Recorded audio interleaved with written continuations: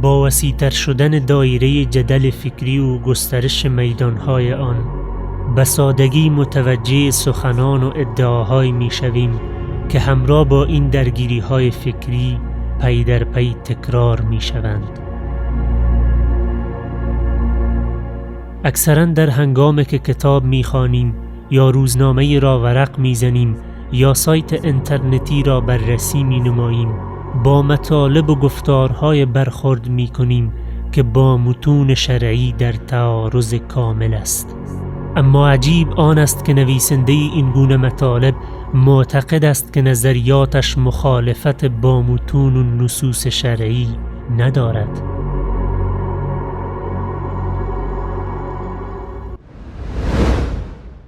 آوردگاه، دریچه جدید برای نگرستن به حقیقت در مباحث فکری و سیاسی.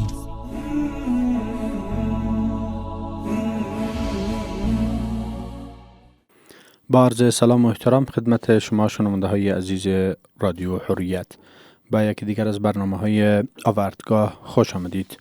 امیدوارم هر جایی هستین در حفظ و پناه پروردگار باشین. الله متعال می فرماید اعوذ بالله من الشیطان الرجیم والفتنة اشد من القتل.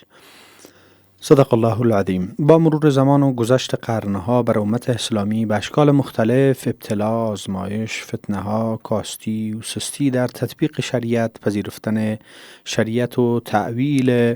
تفسیر احکام الهی به اساس هوا و هوس به دور از حقیقت سلف و مذاهب اربعه دچار گردیده است. از زمان حضرت عثمان رضی الله تعالی عنه به قول عده‌ای از علما که آثار زیاده روی و غلو و توسط عده‌ای ایجاد و حتی عده دیگری بر این باورند که در زمان پیامبر صلی الله علیه و سلم آثار زیاده روی و غلو توسط فردی که خطاب به پیامبر صلی الله علیه و سلم فرمود اعدل یا محمد، یا روایت دیگری که به پیامبر صلی الله علیه و سلم فرمود که اتق الله، و در پاسخ آن پیامبر صلی الله علیه و سلم فرمود اگر من عدالت نکنم پس چه کسی عدالت خواهد کرد. و بعد از آن پیامبر صلی الله علیه و سلم خطاب به اصحاب فرمودند که از نسل این افرادی دارای خصوصیاتی ظهور خواهند کرد که علما آن را به نام خوارج، الحروریه و المعارقه میشناسند و غلو کنندگانی اند که جز تقلیل اسلام و ایمان بر خود و یکتازی و مخصوص گرداندن ایمان به خودشان چیزی دیگری را نمیدانند، که بعداً اصحاب پیامبر صلی الله علیه و سلم را نیز تکفیر نمودند و باعث شهادت حضرت عثمان، حضرت علی رضی الله تعالی عنهم اجمعین گردیدند، در حالی که برای کافران و غیر مسلمانان هیچ آسیبی از طرف آنها وارد نگردیده است و حتی همین پیروان کسانی که برای پیامبر صلی الله علیه و سلم امر عدالت را می کردند باعث سقوط خلافت‌های اسلامی و خاصتا خلافت عثمانی گردیدند. و از طرف دیگر گروه دیگری که همیشه برعکس ایشان در صدد حذف احکام الهی اند و در بند هوا به بهانه دینداری گرفتارند، که در این زمانه این دو مورد بیشترین افراد را به حرفهای مزخرف و ظاهراً پسندیده دعوت می کنند، که در این برنامه آوردگاه در مورد افراط در دین یا غلو بحث خواهیم داشت و در برنامه بعدی در مورد فتنه تفریط نیز بحث خواهیم کرد. انحصار دینداری، غلو در تطبیق آیاتی که بر کفار نازل شده بر سر مسلمانان، عدم فهم درست نصوص دینی، فهمیده دانستن خیش از علمای بزرگ اسلام، توهین به فقها و اندیشمندان اسلامی، عدم تقلید و استبراء و استغنا از مذهب، تکبر در علم و انحصار علم در خود و باور خود، عدم همدیگر پذیری، ترک دشمنان واقعی امت از جمله مواردی است که با رفتن به مکتب افراط و غلو در فرد ایجاد می شود و از جمله مواردی است که مذموم و زشت. اخیراً اداره نشراتی المرصاد مستند را نشر کرده که با به دست گرفتن احساسات، عدم آگاهی از دین و انگیزه خیرخواهانه عده‌ای برای دینداری مردم را داعش که از جمله سردمداران افراط در دین هست و از طرف علما برای آنها نام خوارج نصر داده شده است، با سوی استفاده جوانان را در دام خود قرار داده است و در معرض استخدام برای براندازی نظام اسلامی افغانستان جلب نموده و با اعتماد بر ویدیوهای دروغین، احساسات دینی و پراگنی دروغ پردازان در دام افتیدند و بر اساس همین موضوع امروز در مورد اینکه چگونه باید این مکاتب را شناخت و از دام اینها با خبر شویم و چگونه باید راههای نفوذ آنها را منع کرد و آنها را شناخت و آگاهی دین خیش را افزود. برای بحث بیشتر در این برنامه آوردگاه مهمان گرامی ما جناب استاد شیخ محمد خالد بدر را با خود داریم که دانشمند و پژوهشگر مطالعات اسلامی و دینی هستند و از مهمانمان خواهیم پرسید که چه عوامل و چه نشانه‌های باعث شناخت گروه‌های افراطی داعش یا خوارج می شود و چه عوامل می تواند مهره‌های نفوذ این افراد را از بین ببرد و همچنان موارد دیگری را بحث خواهیم داشت. در نخست جناب شیخ صاحب بدر خوش آمدین. تشکر، زنده باشین. جناب بدر صاحب، قبل از اینکه بریم به طرف موارد از اینکه چی راهکارها بر اینها وجود داره و چی عوامل است و اینکه ما باید یک جوان مسلمان در قسمت استعمال و خطر اینها چی اقدامات را باید انجام بده، قبل از همه چیز خود واژه خوارج چی است و به کی گفته می شود؟ بسم الله الرحمن الرحیم، الحمد لله والصلاة والسلام علی رسول الله وعلى آله وأصحابه إلى يوم الدين أجمعين. از همه اولتر به شنونده های رادیوی حریت السلام علیکم و رحمت الله و برکاته میگویم. اگر ما پشتو صحبت کنم بهتره. مشکل نیست. نو دغه پوښتنه چې تاسو وکړله، نو راځو دغه پوښتنې ته چې خوارج څوک دي او څه ویژګیانې لري. نو زه به اول دغه د خوارجو تعریف وکم. خوارج دا جمع د خارجي ده، وتونکي ته ویلی شي له دین څخه، او په اصطلاح کې هغه کسان چې په امام یعنی مسلمانانو باندې چې په امام او د مسلمانانو په امیر باندې خروج کوي. البته هغه امام او هغه امیر چې متفق علیه وي، یعنی په هغه باندې نورو مسلمانانو اتفاق کړی وي، د هغه سره یا د هغه له افرادو سره جنگ کوي او په هغه باندې خروج کوي، دوی ته خوارج ویلی کیږي. دا هغه د دوی خاص تعریف دی. نور علماو مختلف تعریفونه د دې کړي دي، خو په ټوله کې تعریف همدغه راځي چې یعنی دوی خروج کوي په امام باندې، په متفق علیه امیر باندې، او د هغه په مخالفت کې دریږي. او د تاریخ کې چې څومره خوارج تیر شوي دي، د هغوی ټولو همدغه صفت وو چې هغوی د اسلامی نظام، د اسلامی دولت، د اسلامی خلافت په خلاف باندې دریدلی دي او له هغوی سره یې جنگ کړی دی. دغه تعریف په لنډ ډول د خوارج وو. سپاس از شما. یعنی که خوارج کسایی هستند که بر ائمه متفق اسلامی خروج میکنن که ما در زمانهای حضرت عثمان رضی الله تعالی عنه و در زمانه و حتی عده بر این باورن که امو قولی که در برابر پیامبر صلی الله علیه و سلم استفاده شده امو خودش آغاز خروج بوده در برابر امیر. برای جناب استاد شیخ صاحب، مورد دیگه است که عقیده خوارج، یکیش شما بیان کردین، گفتین که خروج بر امام متفق یا امیر متفق در یک نظام اسلامی است. غیر از این چی خاصیت ها یا خصوصیت ها یا باورهای دارن؟ عقیده خوارج یک بحث بسیار کلان است. دغه یو ډیر پراخه بحث دی که چیرته موږ په دغه باندې وغږیږو نو ډیر وخت به واخلي. البته په خلاصه توګه به د خوارجو عقیدې په اړه دمره ووایم. د دوی عقیده د اول نه رانیولې تر دا اوسنیو خوارجو پورې چې اوس د اسلامي نظام په مقابل کې ولاړ دي، د دوی ټولو اکثره عقیده یو ده، فکر او عقیده او هر څه دا سره یو شان دي، تړلي دي سره، او سختدریزي دا د دوی په هغه خټه کې نغښتې ده او په دوی کې موجوده ده دغه سختدریزي، او تکفیر د مسلمانانو تکفیرول، کافرول دا د دوی په خټه کې نغښتې دي. د مثال په ډول به د دوی د عقایدو نه یوه ووایم چې هغه یو اساسي او بنیادي ټکی دی د دوی د عقیدې، او چې د هغې پر اساس باندې مونږ دوی په ډیره ښه توګه پیژندلی شو. هغه دا دی چې دوی به په ګناه کبیره باندې مسلمانان تکفیروي، او حالان کې دا د اهل سنت والجماعت عقیده نه ده چې هغه د یو مسلمان دی په ګناه کبیره باندې تکفیر شي او هغه د دائمی په جهنم کې پاتې شي، او دا دی ویل شي چې دا د اسلام نه ووتو، د اسلام نه خارج شولو. نو د خوارجو یوه خاصه ویژګي او یوه خاصه نښه یې همدغه ده، او همدغه د دوی د عقیدې اساس دی، بنیاد دی، چې دوی د خپل حتی لکه څنګه چې تاسې یادونه وکړه د رسول الله صلی الله علیه وسلم د زمانې نه رانیولې تر ننه پورې دوی ټولو یعنی دغه اتق الله کلمه کارول دا د رسول الله صلی الله علیه وسلم ته، او یا اعدل کلمه کارول دا په خپله یعنی د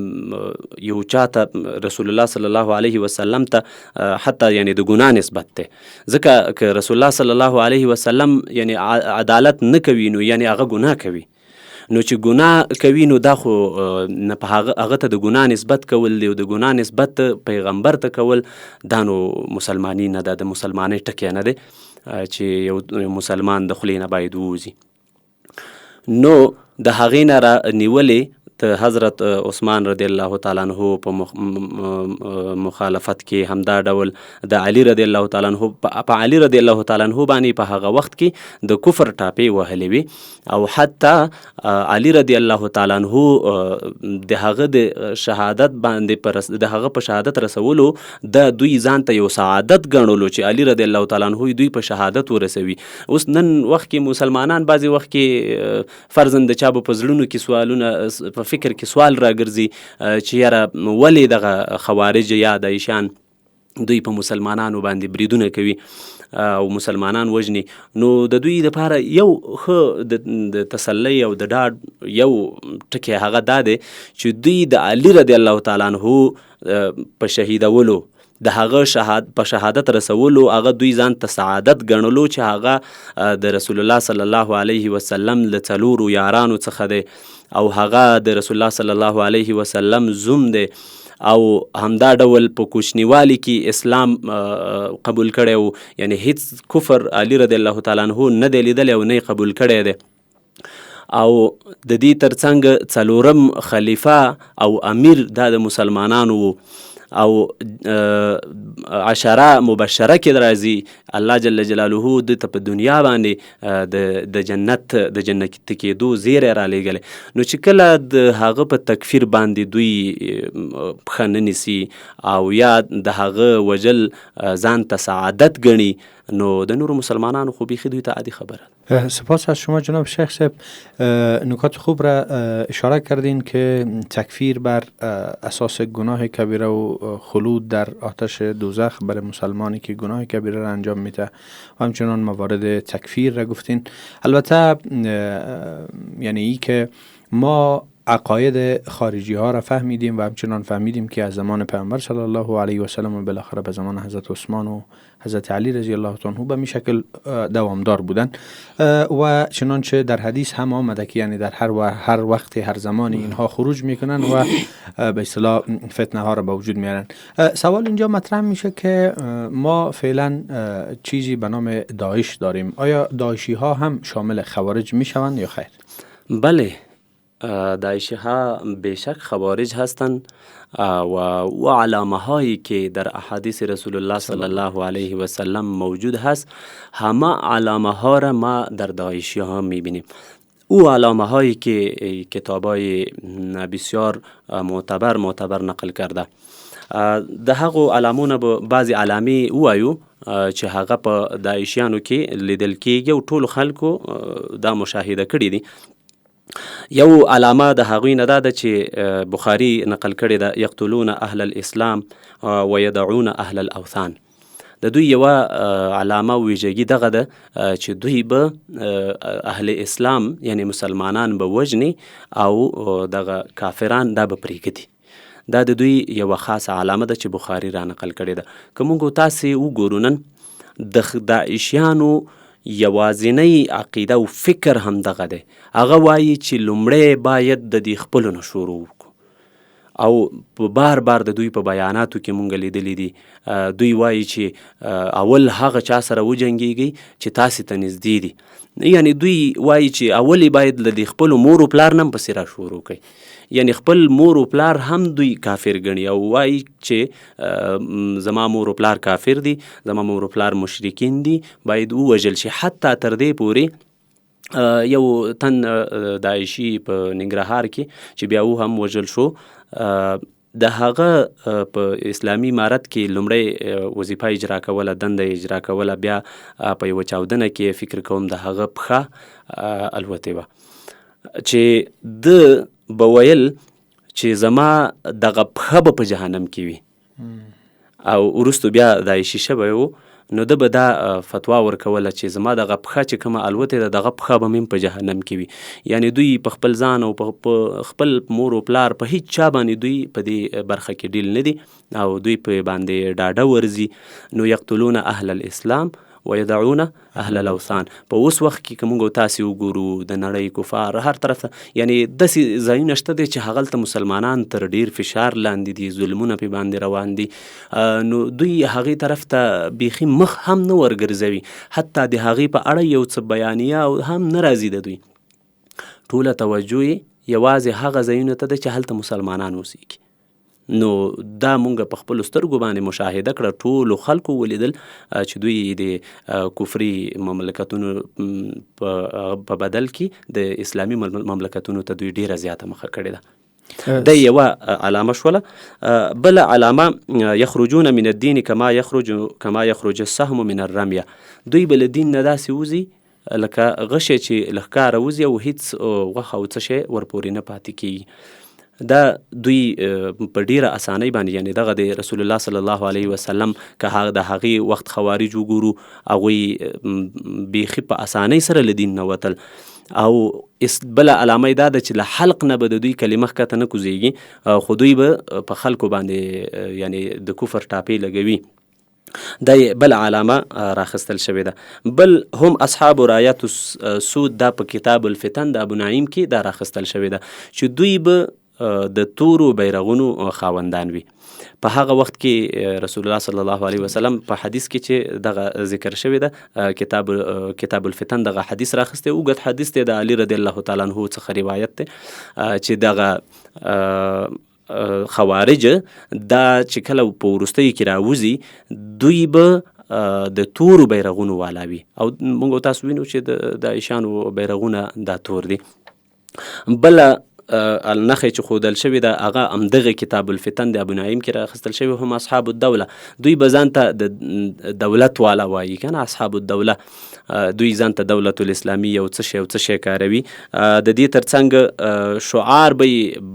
بکوش وي، دا هم کتاب الفتن راخستی دی چې یعنی هغه فارسي کې حتی رسول الله صلی الله علیه وسلم هغه الفاظ راخستی دي چې د دوی شعار به بکوش وي چې ووژنئ او د دوی شعار هم دغه شی دی چې حتی په خپل بچی باندې، په خپل فلار باندې، په خپل ورور باندې، په هیڅ چا باندې رحم نه کوي چې هغه مور و پلار دا زیږولی دی، دنیا ته راوړي، کلمه ورته ښودلې ده. په خپل استاد باندې رحم نه کوي چې هغه دته دغه د دین لاره ښودلې، کلمه ورته ښودلې ده، الله ور باندې پیژندلی، ځان ور باندې پیژندلی، پیغمبر ور باندې پیژندلی. هغه استاد باندې هم رحم نه کوي که چیرته هغه هم د دوی د فکر په خلاف باندې وړاندې لاړ شي. بل نښه چې ښودل شوې ده هغه اسماؤهم الکنا، دا چې د کتاب الفتن راخستی دی چې د دوی نومونه به کنیت وي. دوی که موږ تاسې فکر وکړو دوی په خپلو نومونو کې ابو او ابو فلانه، ابو بکر او ابو عمر او ابو محمد، یعنی دا کنیتونه دوی بیخي ډیر زیات کاروي. نورې داسې ډیرې علامې ښودل شوي په احادیثو کې چې هغه ټولې په دوی کې لیدل کیږي. بل خاص علامه د خوارجو چې په دوی کې ده د هغه تکفیر د مسلمانانو دی. هغې خوارجو هم تکفیر کولو او دغه اوسنی خوارج دا هم تکفیر کوي په ګناه. هغه یوه لږ فرق پکې لیدل کېږي البته چې هغې خوارجو په ګناه کبیره باندې خلک تکفیرول، دوی په نیکیو باندې هم بعضې خلک تکفیروي چې هغه مثلا لکه جهاد کول دي. اوس په امریکایانو په خلاف کې اسلامي امارت جهاد کولو دوی راولګېدل، په دغه وخت کې په اسلامي امارت باندې د کفر ټاپې ولګولې. که امریکایان چې کله په افغانستان کې موجود او افغانستان اشغال و، نو په هغه وخت کې دوی راپورته شول د اسلامي امارت په مقابل کې، او په هغه وخت کې د کفر ټاپې په اسلامي امارت باندې ولګول چې دا کافران دي، دا مشرکان دي، او په ځای د دې چې د امریکایانو سره وجنګېږي په هغه وخت کې دوی راولګېدل د اسلامي امارت سره جنګ وکړو، او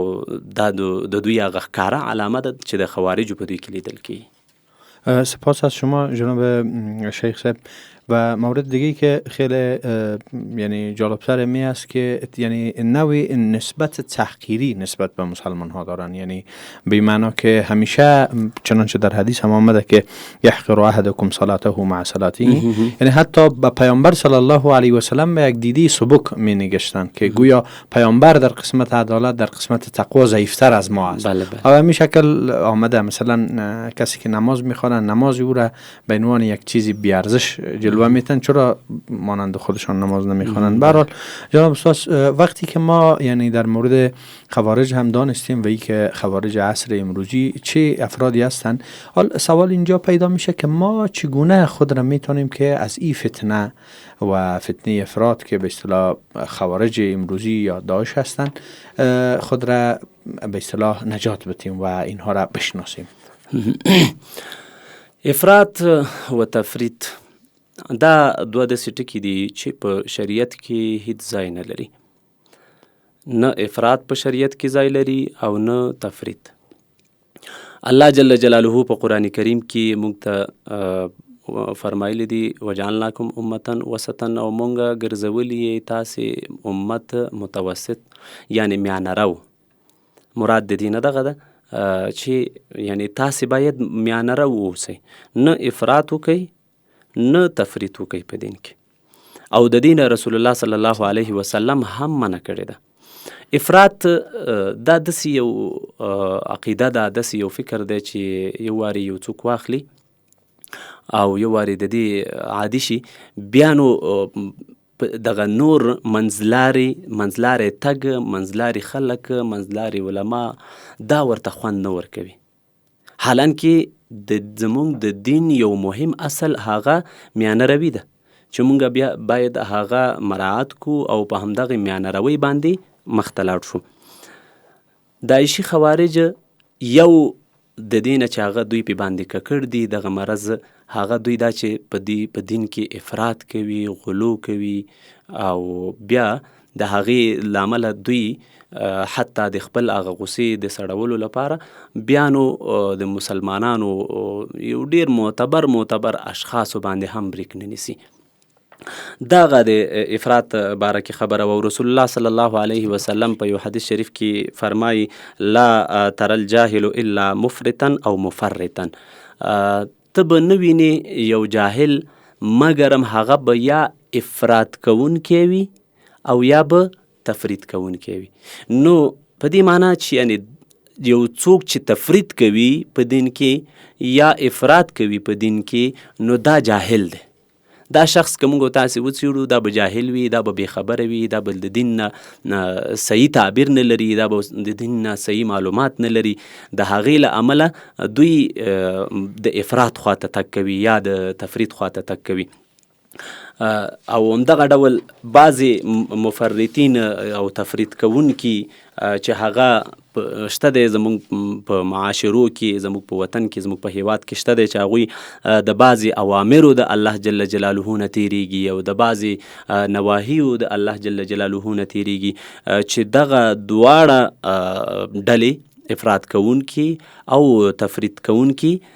دا په شریعت کې دوی ته په بده کتل شوي دي او دا یو باطل ډلې معرفي شوي دي موږ او تاسو ته. سپاس از شما جناب استاد و موردی که شما اشاره کردین، یعنی که ما با آگاهی و فهمیدن دین و فهمیدن قرآن و احادیث بر اساس فهم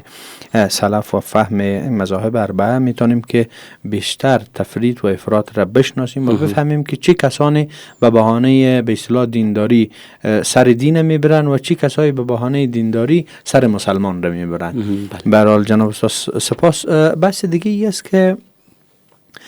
اگر شما بر ما بگوین که اضرار یا ضررها و نقصاناتی که در افراط یا در غلو، اگرچه قبلا اندک اشاره کردین که گویا انسان را به طرف به اصطلاح مورد میبره که دیگر وسطیت را خوش نداره، ولی به هر حال معیارهای برای شناخت فتنه افراط وجود داره که مثلا انسان وقتی که وارد میشه متوجه شود که من به کدام مسیر روان هستم و ای که اینمی موارد چی ضرر و نقص برای انسان ایجاد میکنه. خب دغه یو ډیره مهمه پوښتنه ده چې تاسو وکړله چې افراط دا کم ضررونه زیږولی شي زموږ په معاشره کې، زموږ په هیواد کې یا په ټوله اسلامي ټولنه کې افراط کم ضررونه زیږولی شي. دغه افراط د ټولو نه زیات شدید ضرر چې هغه اسلام ته واردوي هغه دا دی چې اسلام یو د وحشت او بربریت دین خلکو ته معرفي کوي. مثلا یو څوک چې افراط کوي هغه به حتما تکفیر کوي،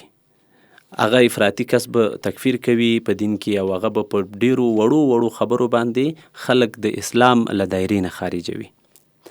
او کله چې دا د اسلام له دایرې نه خارج شو نو اسلام خو د یو مسلمان د مال، د نفس، د هغه د عزت، د هغه د هر څه د ساتنې ذمہواري کړې ده او نورو مسلمانانو ته هم په دې اړه کافي ډېرې لارښوونې کړي دي چې باید د یو مسلمان عزت، ابرو، د هغه مال، د هغه نفس دا خوندي وي. خو کله چې دا تکفیریږي نو د هغه د هر څه سلب کیږي، د هغه مال د هغه نه اخیستل کیږي، جواز پیدا کوي، د هغه حتی د سر د غوڅولو جواز پیدا کیږي چې د سر غوڅ شي، ځکه چې کافر شو خو مال روا شولو، مال غنیمت شولو او نفس د وجلو شو، دا شخص باید ووجل شي، باید هم کشته شي چون ارتداد داخل میشه. مالونه مال ترې نه سلب کول جایز دی، عزت ترې اخیستل، ابروی ترې اخیستل، یعنی د ښځه او د خویندې او میندې د هر څه وینځي ګرځول پکار دي. نو دغه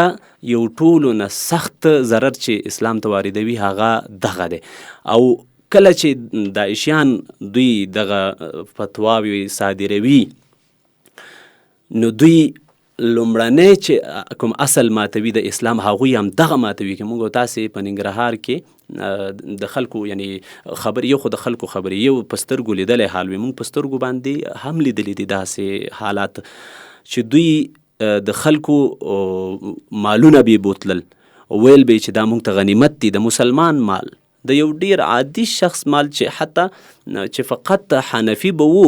دوی به ویل چې یاره د ده مال دا مشرک دی، د ده مال غنیمت دی، ښځه یې وینځه ده او د ده وژل دا جواز لري. نو تر ټولو لومړنی ضرر چې واردوي اسلام ته هغه دغه دی چې اسلام د وحشت او بربریت دین خلکو ته معرفي کوي. او دوهم د مسلمانانو د تفرقې سبب ګرځېږي. کله چې یو څوک په یو بل چا باندې د کفر ټاپه وهي، یو مسلمان راپاڅیږي او په بل مسلمان باندې د کفر ټاپه وهي او هغه ته وایي چې ته کافر یې، نو هغه به د ده په خلاف دریږي، دا به د هغه په خلاف دریږي چې دا به د مسلمانانو د تفرقې سبب ګرځېږي. او الله جل جلاله په قرآن کریم کې موږ ته فرمایلي ولا تنازعوا فتفشلوا وتذهب ريحكم، تاسې جنگ مه کوئ په خپلو منځونو کې چې تاسې به کمزوري شئ او ستاسې هغه قوت به د منځه لاړ شي، ختم بشي. نو دغه بل وارد یو ضرر دی چې اسلام ته واردېږي د تکفیر په سبب باندې او د افراط په سبب باندې اسلام ته واردېږي. فردي حق هم اخلي هم دا ډول یو مسلمان نه د هغه ته فردي ازرار هم واردېږي چې مسلمان فرضاً چې هغه د کافر وګڼلو نو هغه به ته مجبوراً ته به هغه باندې جنازه نه کوي، هغه مسلمان باندې جنازه نه کیږي، هغه مسلمان ته به د مسلمان په څیر د نورو مسلمانانو په څیر غسل نه ورکول کیږي، د مسلمانانو په هدیره کې به نه خخیږي، د جنت نه به محروم ګڼل کیږي، د جهنم ته به د تلو او د جهنم ته به یو تلونکی ګڼل کیږي. نو دغه ضررونه دي چې تکفیری او همدا ډول افراطی زموږ معاشري ته راوړي وزي کوي. و از همش مهمتر هم این است که وقتی تفرقه به وجود بیاید و همچنان مواردی را که شما ذکر کردیم باعث میشه که یعنی کم کم اونمو خواسته های دشمنان اسلام که منظورشان همو موجودیت تفرقه میان امت اسلامی و همچنان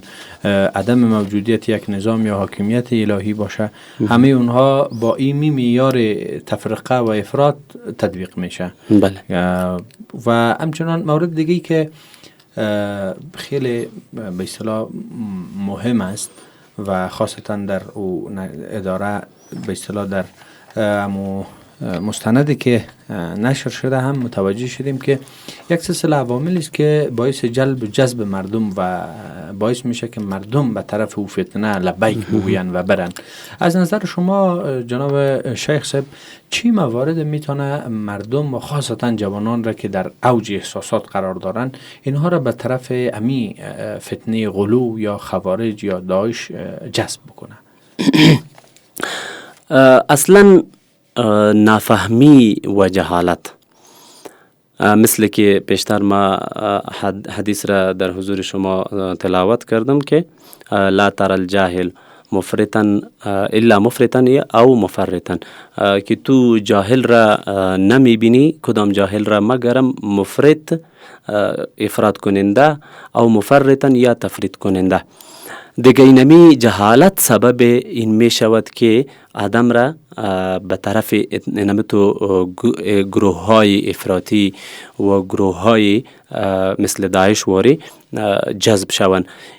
سبب اینمی دوری از علما، سبب دوری از دین، اینمی سبب می شود که اینها به طرف گروه داعش و به طرف اینمی تو گروه های باطل جذب شوند. په ټوله کې که ووایو دوی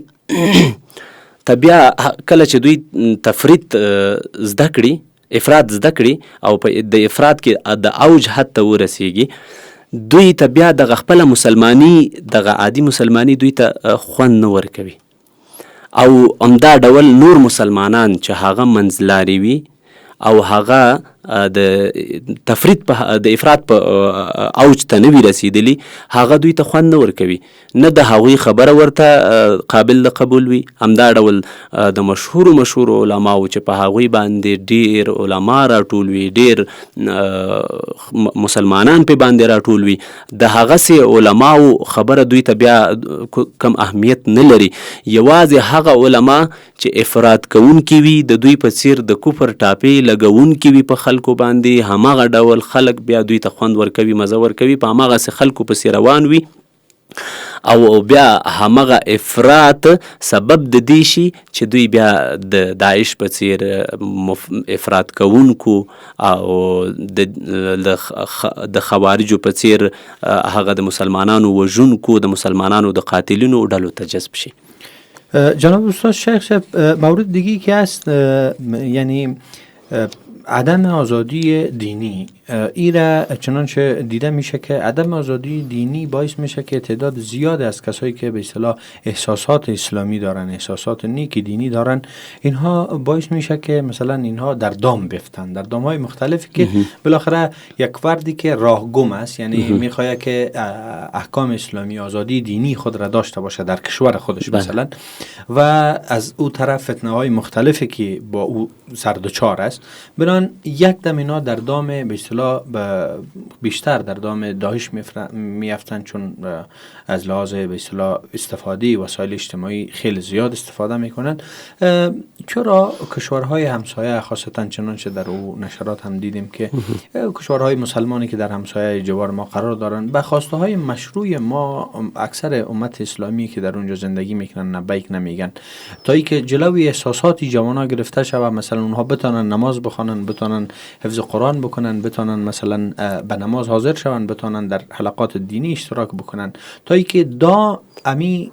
به اصطلاح دام افراط مکمل از بین بره و وقتی برش گفته شود که بیا در سرزمین دیگه بیا نماز بخوان، بگه که نه من اینجا نماز خوانده میتونم مثلا، یا موارد دیگه. علت اصلی امی تطبیق احکام اسلامی در یا آزادی دینی در کشورهای همجوار اسلامی به اصطلاح که خود را به نام اسلامی میگن چیست و مکلفیت دولت افراد در این مورد چی است که دولت ها باید چی بکنن، افراد باید چی کار را بکنن؟ خب مثل که شما اشاره کردین یک مملکت مثلا تاجیکستان را یک مثال بگیریم، د ویدیو به هم برش اشاره شده. بله. په هغه ویډیو کې هم ورته اشارې شوې دي چې د کسانو ویلي دي چې یاره موږ ته یعنی حتی موږ نشو کولی چې د قرآن کریم زده کړه وکړو، د قرآن کریم حفظ وکړو. تاجیکستان داسې یو هیواد دی چې هلته تر 10 کلنۍ پورې یو څوک نشي کولی چې حتی لمونځ وکړي.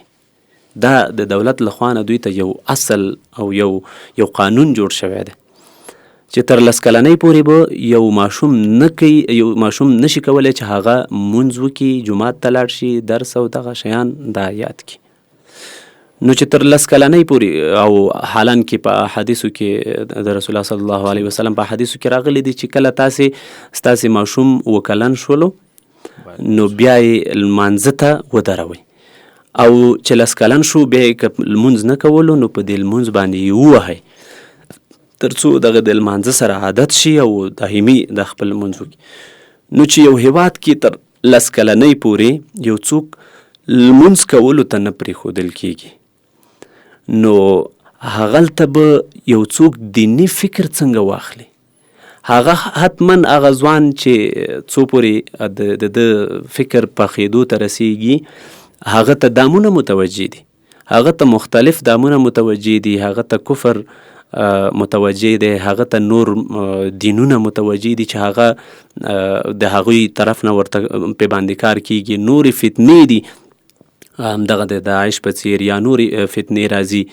نو دا به یې حتما ښکار ګرځېږي چې تر 10 کلنۍ پورې دا د دین نه بیخي ناخبره وي، د دین له اصولو نه ناخبره وي، خپله عقیده ونه پیژني، خپل فکر ونه پیژني. په ټوله کې دغه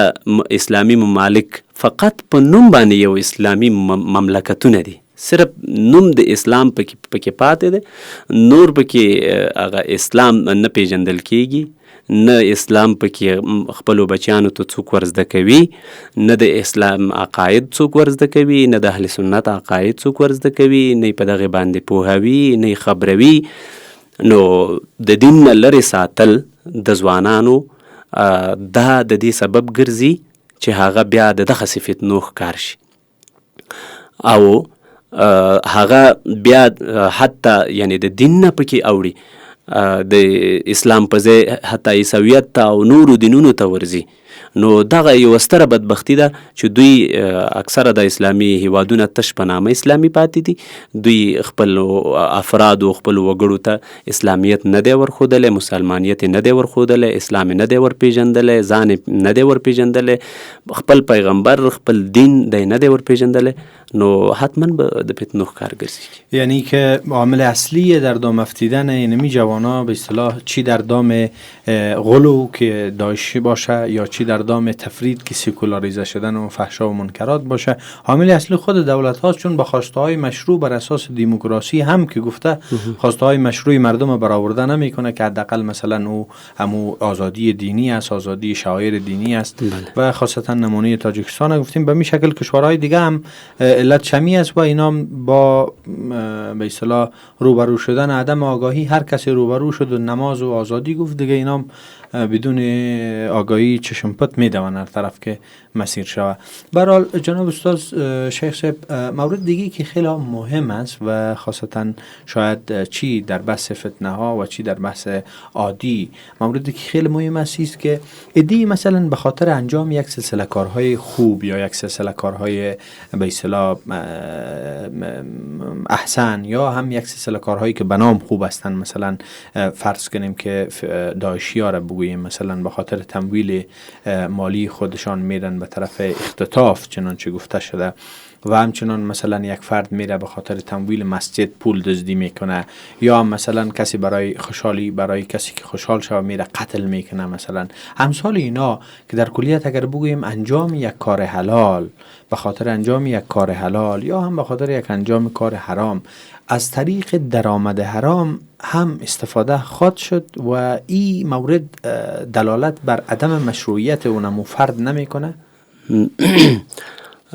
تاسو یو ډیره ښه پوښتنه وکړله. هغه دا ده چې د یو کار مشروع یا غیر مشروع چې هر رقم وي د یو عمل لپاره البته د یو حرام لارې نه استفاده څه ډول ده، دا ښه ده که بده ده. د اکثره دغه داعشیان یا فرضاً خوارج یا نورې فتنه کړې ډلې چې هغوی دغه فعالیت د خپل فعالیت ته د جهاد په هغه ورکوي، رنګ ورکوي او وایي چې یاره دا جهاد دی. نو چې جهاد دی یو عبادت دی، نو چې عبادت دی نو عبادت په حرام کار باندې هیڅ وخت نه کیږي او نه جواز لري. الله جل جلاله په قرآن کریم کې فرمایي ته لکه څنګه چې تاسې د مسجد اشاره وکړه چې مسجد جوړول دا په حرامو پیسو څنګه دي، دا خو بیخي جواز نه لري. په قرآن کریم کې آیت ته د الله جل جلاله فرمایي انما یعمر مساجد الله من آمن بالله، یعنی مسجد چې جوړوي دا به مسلمان جوړوي او د مسلمان په پیسو به جوړیږي. همدا ډول ما کان للمشرکین ان یعمروا مساجد الله، جواز نشته د مشرکانو ته چې هغوی د الله جل جلاله کورونه جوړ کړي او مسجدونه دی جوړ کی. نو چې مشرک کې نشو جوړولې نو د مشرک په پیسو هم نه جوړیږي او په حرامه لاره باندې یعنی یو دینی کار یو نیک کار دا سر ته نه رسیږي. رابو شو دې ته چې داعشیان یا خوارج لکه څنګه چې په دغه ویډیو کې کوم تاسې وګورو چې دوی وایي چې مونږ به د اختطاف له لارې نه به مونږ پیسې لاس ته راوړلې او د هغې لارې نه به مونږ هغه خپل مالی تمویل کولو، چې مونږ به بیا پوښتنه هم کوله چې دا کار کله جواز لري. د یو مسلمان نه پیسې راواخله، مسلمان وتښته و مسلمان اختطاف که، بیا د هغه د پلار نه په زور پیسې واخله، دا به کله جواز ولري. نو مونږ ته به ویلي چې ډېرې پوښتنې به نه کوئ، که تاسې پام کړئ چې ډېرې پوښتنې به نه کوئ او کنی بیا به را باندې یا د کفر یا د منافق او یا د جاسوس دا ټاپه به را باندې لګول او زندان ته به یې اچولو. نو د دوی مالی تمویل دا یقیني د حرامو لارو نه دی د ټول. نو دوی دغه وخت کې ولې ځان ته دغه فتوا نه متوجه کوي چې په حرام لارې نه استفاده او د حرام لارې نه ځان یو هدف ته رسول دا کله جواز لري. هغه فتواوي چې دوی په مسلمانانو باندې ورکوي دی وخت کې دوی خپل ځان ته ولې نه متوجه کوي دغه فتواوي. اگر که دوی دغه کم کار چې کوي دا په هیڅ وخت په هیڅ صورت جواز نه لري، دا هیڅ وخت جهاد نه دی، نه دی ته جهاد ویل کیږي. دا کله جهاد دی چې ته د یو مسلمان چې په لمانځه ولاړ دی، د الله ته په سجده پروت دی، په مسجد کې په اوداسه سره په پاک ځای کې په پاک ځمکه باندې په پاک حالت کې چې الله ته ډیر نږدې هم وي، په داسې وخت کې یو بنده ته راځي او هغه باندې انفجار کوي، هغه باندې ځان الوزوي، دا خو هیڅ وخت کې جهاد هم نه دی. البته چې هغه دوی ورته همدغه عمل ته دوی جهاد وایي، بیا ورته د حرامو لارو نه پیسې را پیدا کوي، دا کله جواز لري. جناب شیخ صاحب یک نظری غربی هست که میگه اهداف مقاصد توجیه میکنه. یعنی اگه هدف مثلا پیسه دار شدن داری، دیگه مهم نیست که از کدام مسیر، از هر مسیر پیسه دار شو. و همچنان ما دی مورد یک واقعه ما براتان بیان میکنم. اینها دی مورد از مشرکا که هم ضعیف هستند، از مشرکا که هم بی ایمان هستند. مشرکای مکه وقتی که بیت الله شریف را جور میکردن، در او وقت پیش اینها پول کم شد. اینها یک حصه بیت الله کعبه شریف را از کعبه بیرون کردن به خاطر که نمیتوانستند که برش حلال پیسه پیدا کنه. اینها اعلان کرده بودند که باید به تعمیر بیت الله یک پیسه را بیاریم که در او هیچ نوع حرام پیسه نباشه، به زنا و به این چیزا و به لواطت و به رشوت و به قمار و به دیگه چیزا پیدا نشده باشه. این تو پیسه که به اولی کافی دست خود تو را پیدا کرده باشی، دیگه ایتو پیسه باید در ای استعمال شوه. دیگه از خاطر او دیگه اینها یک حصه بیت الله را از بیت الله از کعبه بیرون کردن و نتوانستن که پیسه حلال را مکمل برش پیدا کنند. دیگه اینها از واقع هم بی ایمان و بی وجدان هستند. و به یاد قول فقها شدم که اونا نماز در زمین غصب شده جایز نمیدانن. میگه که اگر نماز میخوانین نماز از سر عاده کنین. و همچنان یک دزد بود، او را امام ابو حنیفه رحمت الله علیه دید که دزدی میکنه و میره صدقه میده. امام ابو حنیفه رحمت الله علیه متوجه شد، گفت که چرا این کار انجام میدی؟ گفت خیلی ساده آدم هستی. گفت نمیفهمی، من این را دزدی میکنم، چند تا گناه گرفتم، یک گناه، چون خداوند میگه هر گناه یک گناه داره. و وقتی صدقه میتم چند ثواب میگیرم؟ هر ثواب 10 تا ثواب است. بنان یک تا یو در گناه 9 تا ثواب اضافه کردیم. و امام ابو حنیفه رحمت الله علیه گفت نه دیگه این تو نمیشه که تو از طریق حرام صدقه کنی و پول به دست بیاری. به هر حال این یک مورد اتفاق علماست که یعنی از طریق درآمد حرام هیچگاه کار حلال درست نیست. و باز چی برسه که هم درآمد حرام باشه و هم کار حرام باشه. جناب استاد، ما هم در دقایق آخر قرار داریم و ناگزیر هستیم که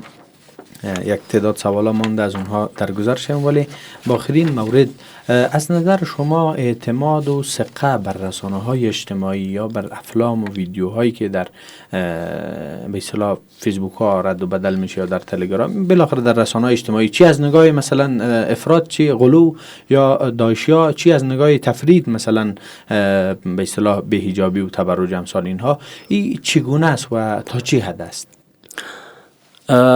رسانه‌های اجتماعي چې پښتو کې ورته ټولنیزې رسنۍ ویلی شو،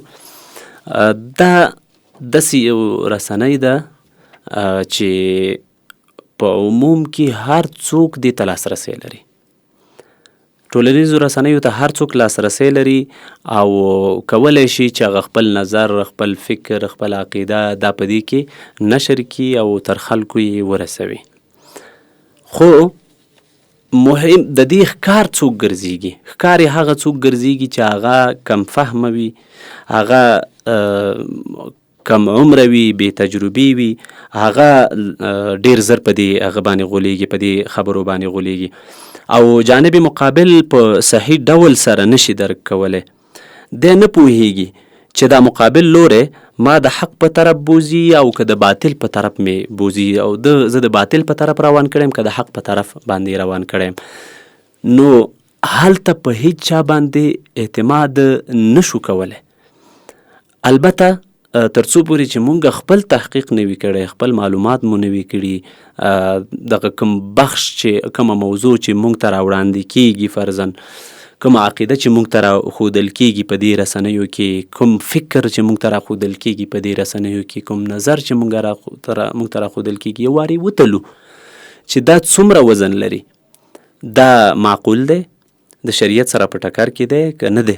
د هغې وروستو بیا په هغې باندې عمل کوو او یا چې دی هغه خپلوو. خو که چېرته هغه زموږ د فکر سره، زموږ د نظر سره، زموږ له شریعت سره دا په ټکر کې وي، نو هغه باید رد کو، قبول نه کو. نو اکثره د ځوانان د دغسې رسنیو د دې ښکار ګرځېږي چې هلته څه په رسنیو کې وګوري، فکر کوي چې بس همدغه دین دی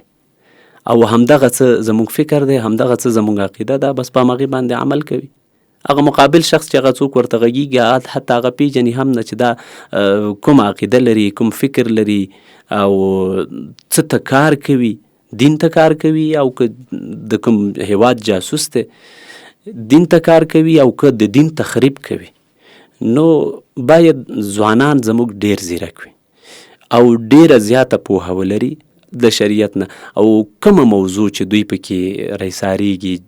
او مشکل پیدا کوي په هغې کې باید هغې ته د دین له لارې نه، د دین د تناظر نه هغه یو وارې وګوري، د هغې په اړه مطالعه وکړي، یو کتاب نه څو کتاب. سپاس از شما جناب استاد شیخ خالد بدر که در این برنامه با ما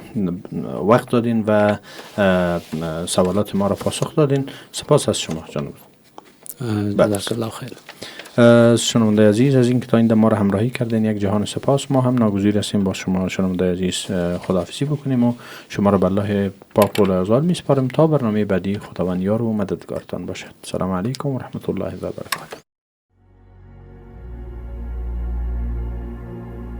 با وسیع‌تر شدن دایره جدل فکری و گسترش میدانهای آن به سادگی متوجه سخنان و ادعاهایی میشویم که همراه با این درگیری‌های فکری پی در پی تکرار میشوند. اکثراً در هنگامی که کتاب میخوانیم یا روزنامه را ورق میزنیم یا سایت اینترنتی را بررسی مینماییم، با مطالب و گفتارهای برخورد میکنیم که با متون شرعی در تعارض کامل است. اما عجیب آن است که نویسنده این گونه مطالب معتقد است که نظریاتش مخالفت با متون و نصوص شرعی ندارد.